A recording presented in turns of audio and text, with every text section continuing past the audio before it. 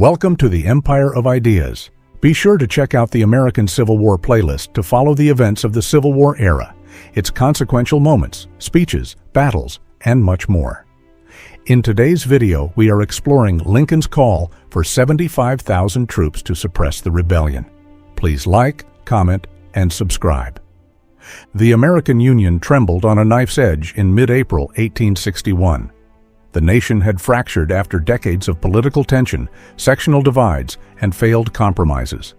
And then came the flashpoint: Fort Sumter, Charleston Harbor. On April 12, 1861, Confederate forces opened fire on the federal fort, and after 34 hours of bombardment, Major Robert Anderson surrendered. The firing upon the U.S. flag electrified the North. It was the moment President Lincoln had anticipated and dreaded. Now, action was unavoidable. Just 2 days later, President Lincoln issued a proclamation calling forth the militia. Whereas the laws of the United States have been for some time past, and now are opposed, by combinations too powerful to be suppressed by the ordinary course of judicial proceedings, I call forth the militia of the several states of the Union to the aggregate number of 75,000, in order to suppress said combinations and to cause the laws to be duly executed. This call to arms was not framed as a declaration of war, but a restoration of law and order. By invoking the Militia Act of 1795, Lincoln exercised an existing legal mechanism that allowed the president to summon state militias to enforce federal authority. The Militia Act of 1795 authorized the president, quote, "Whenever the laws of the United States shall be opposed by combinations too powerful to be suppressed by the ordinary course of judicial proceedings, to call forth the militia of the several states." End quote. Lincoln carefully worded the proclamation to fit within this framework. By declaring the Confederate insurrection an unlawful rebellion rather than a legitimate war, he preserved the Union's claim to legality and framed secession as treason.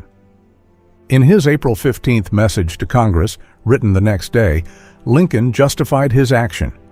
No choice was left but to call out the war power of the government, and so to resist force employed for its destruction by force for its preservation. He also called Congress to convene in special session on July 4th, laying the groundwork for a full national mobilization. In the loyal Union states, the response was swift and overwhelming. Towns and cities held rallies. Thousands of men volunteered before official mechanisms were even in place. Newspapers ran headlines like, "The Union must and shall be preserved." Horace Greeley, editor of the New York Tribune, wrote, "Every man must now choose between treason and loyalty." Governors of most northern states pledged full cooperation. Governor Edwin D. Morgan of New York, for example, promised to raise 17 regiments. Even political rivals supported the move. Stephen A. Douglas, Lincoln's former opponent in the 1860 election, visited the White House and pledged his support. You will not only be President of the United States, but the President of a united people. But in the Upper South, states that had not yet seceded, the reaction was explosive. Virginia, North Carolina, Tennessee, and Arkansas had hesitated to join the Deep South. Lincoln's call for troops shattered that hesitation. Governor John Letcher of Virginia thundered in response, "You have chosen to inaugurate civil war. You have called for 75,000 men to march against your fellow citizens of the South, over whose soil no hostile foot has ever trod. I say emphatically, not a single man will be furnished from Virginia." Just 3 days after the call, on April 17th, Virginia's secession convention voted to leave the Union. Tennessee Governor Isham G. Harris also refused. "Tennessee will not furnish a single man for coercion, but 50,000 if necessary for the defense of our rights." This call for troops, which Lincoln thought might preserve the Union, actually accelerated the fracturing. 4 more states joined the Confederacy by mid-May. In Maryland, Kentucky, and Missouri, the reaction was more precarious. Maryland nearly seceded. Lincoln had to act with urgency to keep Washington, D.C. from being isolated. In Baltimore, anti-war mobs attacked Union troops passing through the city on April 19th, the Pratt Street riot, killing and wounding soldiers. Lincoln, fearing insurrection, suspended habeas corpus along key rail lines and quietly authorized military force in Maryland to keep the capital safe. Kentucky declared neutrality, but Lincoln watched it closely.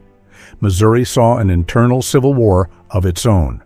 The border states would become a delicate balancing act in Lincoln's wartime strategy. Though many in the North rallied, not all were convinced. Democratic newspapers accused Lincoln of starting a war. The New York Herald editorialized, Mr. Lincoln is plunging the country into civil war in order to uphold his administration. Some constitutional scholars question the legality of calling troops without a formal act of Congress. Lincoln, in private correspondence, acknowledged these concerns. My paramount object is to save the Union. I trust the people understand that necessity sometimes knows no law. The war had begun. What began as a request to suppress an unlawful insurrection soon spiraled into total civil war. Lincoln's call for 75,000 troops, issued under the pretense of legal necessity, provoked not just a military response, but a political realignment of the entire South. In his later address to Congress on July 4th, Lincoln reflected, The Union is older than any of the states.